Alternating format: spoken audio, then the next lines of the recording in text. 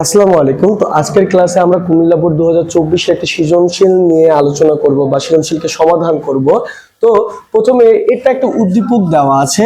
দেখো উদ্দীপকে এই অবস্থানে একটি বস্তুকে রাখা আছে এবং এই অবস্থান থেকে এটা হলো ভূমির যে দূরত্ব সেটা হলো 15 মিটার।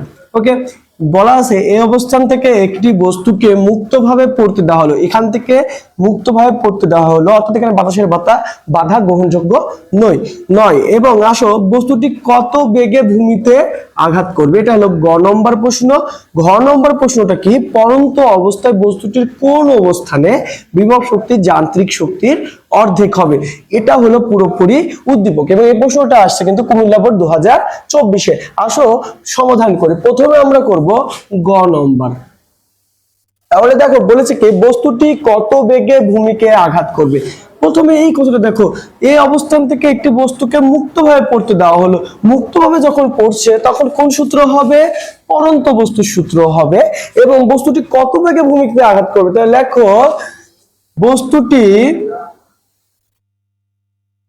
ভি বেগে ভূমিকে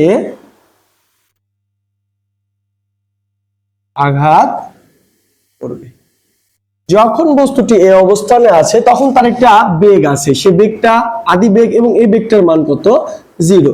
যখন বস্তুটি নিচে পড়তে থাকবে সে কি করবে, অভিকর্ষ টানের ফলে বা অভিকর্ষ বলের ফলে তার কিন্তু অভিকর্ষ ত্বরণ সৃষ্টি হবে এবং অভিকর্ষ ত্বরণের ফলে তার কিন্তু যে বেগের মানটা আছে সেটা কিন্তু ক্রমশ বৃদ্ধি পেতে থাকবে এবং ভূমিতে এই যে ভূমির এই জায়গাতে আসলে তার কিন্তু একটা বেগ হবে, সেটা হলো শেষ বেগ বা ভি। ওটাই বললাম যে বস্তুটি ভি বেগে ভূমিতে আঘাত করবে। তাহলে আমরা প্রথমেই সাইড টান দিব, সাইড টান দিয়ে আগে লিখি কি জানি আমরা, আদিবেগ কি জানি, আদিবেগ 0।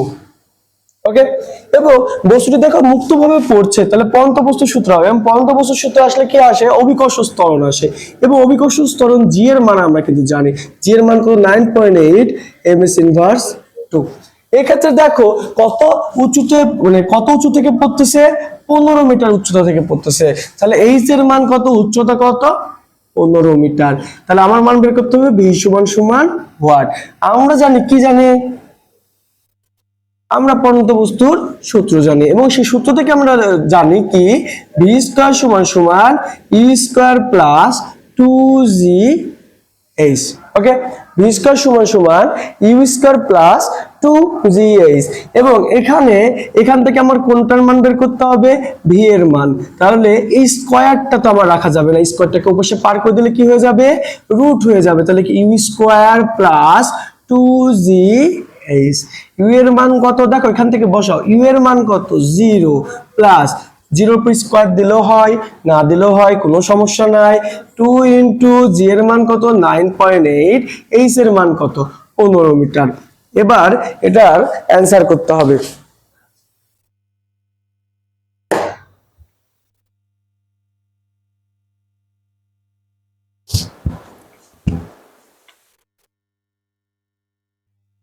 প্রথমে এই যে এখানকার এই সংখ্যাগুলোর গুণ দাও তুমি, 2 গুণ 9.8 গুণ 15, ঠিক আছে? তাহলে কত হচ্ছে 294। এই 294 কে তুমি রুট করো, রুট অ্যান্সার বা রুট 294 সমান কত, 17.146 ms ইনভার্স 1। তাহলে তাহলে এই ক্ষেত্রে আমরা দেখতে পারি বস্তুটি কত বেগে ভূমিকে আঘাত করবে, 17.146 বা 17.146 ms ইনভার্স 1। আশা করি অঙ্কটি তোমরা বুঝতে পেরেছো। এখন আমরা পরবর্তী অঙ্কে যাব। এখন আমরা ঘ নম্বর অঙ্কটি করব। দেখো ঘ নম্বর অঙ্কটিতে কিন্তু কি লেখা আছে, ঘ নম্বর অঙ্কটিতে লেখা আছে পড়ন্ত অবস্থায় বস্তুটির কোন অবস্থানে বিভব শক্তি যান্ত্রিক শক্তির অর্ধেক হবে, গাণিতিক ভাবে বিশ্লেষণ করো। কোন অবস্থানের কথা বলা আছে, তা আমাকে একটা অবস্থান, আমার যেহেতু নির্দিষ্ট নাই আমরা তাই অবস্থানটা একটা ধরে নিব। লিখবে ধরি বা মনে করি ভূমি হতে x মিটার উপরে বিভব শক্তি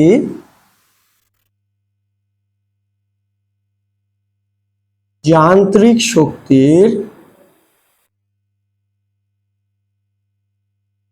অর্ধেক হবে। ওকে, তাহলে আমি আসলে বিষয়টা কেমন করছি একটু যদি ভালো করে লক্ষ্য করো, তাহলে এটা হলো ভূমি, এটা হলো 15 মিটার উচ্চতা। আমি ভূমি থেকে x মিটার উচ্চতায় এই যে এই অবস্থানে আমি ধরছি যে বিভব শক্তি যান্ত্রিক শক্তির অর্ধেক হবে। তাহলে এটা যদি x হয় আর পুরোটা যদি 15 মিটার হয়, দেখো এই পুরোটি 15 মিটার, পুরোটা 15 মিটার উচ্চতা এবং এতটুকু হলো x মিটার উচ্চতা, তাহলে এতটুকুর মান কত? 15 মাইনাস x। এভাবে ক্লিয়ার হয়ে নেবে বিষয়টা। তাহলে দেখো যদি এমন হয় তাহলে সেক্ষেত্রে দেখো সেক্ষেত্রে বস্তুটির বিভব শক্তি বা ইপি, ইপি কি হবে দেখো মাথায় রাখবা, বিভব শক্তি মানে যে সূত্র আছে এম জি এইচ, এখানে যে এইচটা আছে না, এই এইচটা হবে ভূমি থেকে কত উপরে আছে। এখানে দেখো তো ভূমি থেকে কত উপরে আছে বস্তুটি, এক্স মিটার উচ্চতা, তাহলে এইচ এর জায়গাতে আমরা কি বসাবো? এইচ এর জায়গাতে আমরা বসাবো এক্স। তাহলে বস্তুটির বিভব শক্তি হবে এম জি এক্স। তারপরে কি পাবো, যেহেতু আমাকে এখানে কি নিয়ে কথা বলতে বলা হয়েছে, যান্ত্রিক শক্তি নিয়ে বলা হয়েছে, তাহলে শুধু বিভব শক্তি থাকলে তো হবে না, আমাকে গতি শক্তি বের করে ওই বস্তুটির যান্ত্রিক শক্তিও কিন্তু বের করতে হবে। তাই আমরা এখান থেকে গতি শক্তিটাও বের করে নেব। বস্তুটির গতি শক্তি কে সূত্র কি, হাফ এম ভি স্কোয়ার।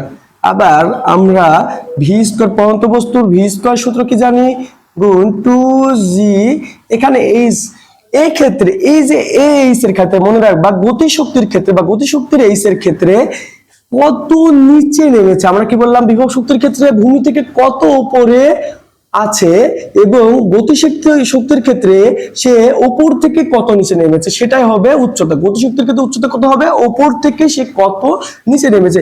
দেখো তো এখানে উপর থেকে সে কত নিচে নেমেছে, 15 মাইনাস এক্স মিটার নিচে নেমেছে, তাহলে এই হবে কত, 15 মাইনাস এক্স। তাহলে এই দুই চলে যায়, তাহলে থাকে কি এম জি 15 মাইনাস এক্স। ওকে, তাহলে আমরা যান্ত্রিক শক্তি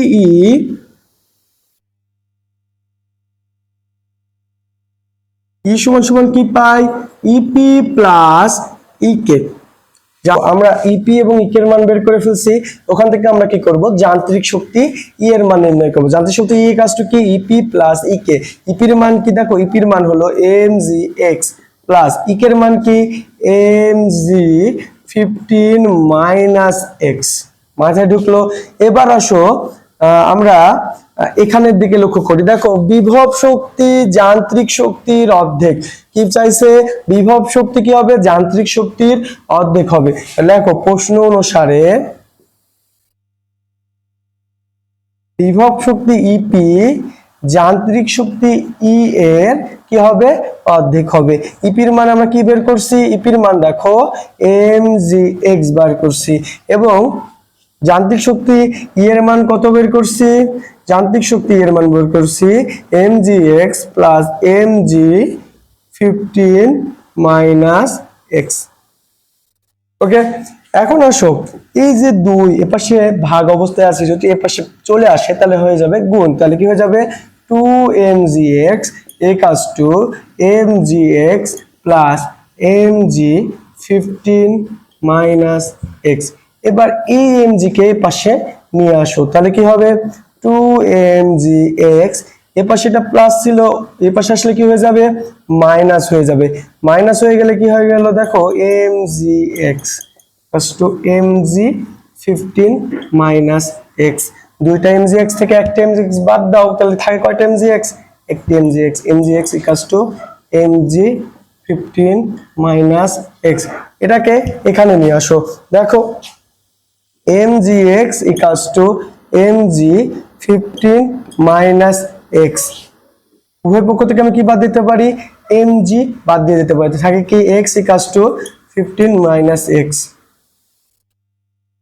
x টাকে এর পাশে নিয়ে আসো, তো দেখো একটা বিয়োগ ছিল, এর পাশে আসলে গুণ হয়ে যাবে, তাহলে x plus x equals to 15 বা বলতে পারি 2x equals to 15 অতএব x equals to 15 divided by 2 সমান সমান 7.5 তাহলে কত মিটার উচ্চতায় 7.5 মিটার উচ্চতায় অর্থাৎ কত মিটার ভূমি থেকে 7.5 মিটার উচ্চতায় কি লিখবো উত্তরটাতে লিখবো ভূমি থেকে 7.5 মিটার অবস্থায় বিভব শক্তি যান্ত্রিক শক্তির অর্ধেক হবে ভূমি থেকে 7.5 মিটার উচ্চতায় বিভব শক্তির মান যান্ত্রিক শক্তির মানে অর্ধেক হবে এটা ছিল কুমিল্লা বোর্ড 2024 একটি প্রশ্ন এই প্রশ্নটা কেন ব্যতিক্রম দেখো আমরা মোটামুটি বিভব শক্তির সাথে যান্ত্রিক শক্তির তুলনা করা হয়েছে এখানে আমরা মোটামুটি শিখি কোনগুলা বিভব শক্তির সাথে গতি শক্তির তুলনা কিন্তু কখনো যান্ত্রিক শক্তির তুলনা হয়তো বা শেখানো হয় না কিন্তু এই ক্ষেত্রে এই প্রশ্নটা ব্যতিক্রম এটা কিন্তু সরাসরি তুলনা দিয়েছে কার সাথে কার বিভব শক্তির সাথে যান্ত্রিক শক্তির এই জন্য তোমার এখানে কিন্তু যান্ত্রিক শক্তির মান কিন্তু আমাদেরকে বের করে নেওয়া লাগলো তো এভাবে তুমি অঙ্কগুলো এমন ধরনের অঙ্কগুলো এভাবে করবে